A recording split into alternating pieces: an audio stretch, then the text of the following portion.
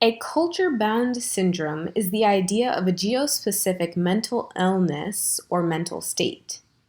In Japan, there's a phenomenon called Hikikomori, where young individuals become so scared of reality that they hide in bedrooms, refusing to engage with the world. Acute social withdrawal. The high-stress environment induced by societal expectations of behavior and achievement in education, work, and personal life have created a severe flight response. Bearing the collective pressure present in their world has led some to this coping mechanism that might seem extreme, but comes from a valid place. Because there is very little space to consider the impact of Japan's socio-cultural customs.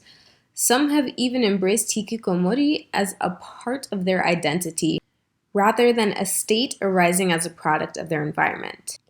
In July 2019, psychiatrist Saito Tamaki, who has been studying hikikomori for decades, gave a press briefing at the Foreign Press Center, Japan, suggesting the population of hikikomori people could be nearer to 2 million than the government's 1.1 million estimation.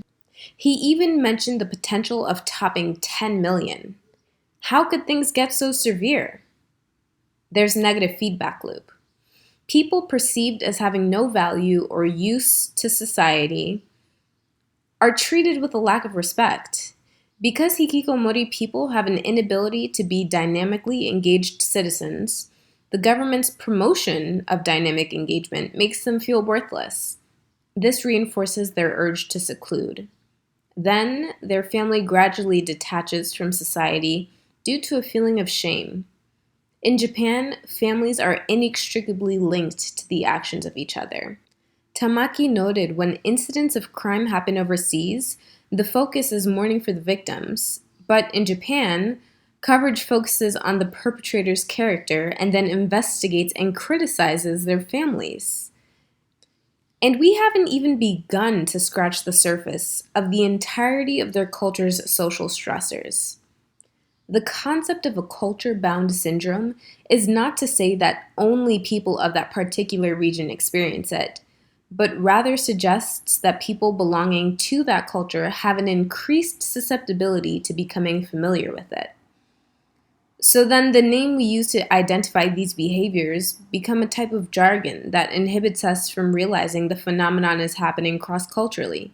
Hikikomori, agoraphobia. They're both anxiety disorders in which people feel a strong aversion to the potential of exposing themselves to situations that might cause feelings of embarrassment, helplessness, or confinement. However, agoraphobia is hardly considered a pervasive societal occurrence. In the United States, that's because the underpinning of its culture is completely different. It is one that prides individualism, defiance, and self-assuredness.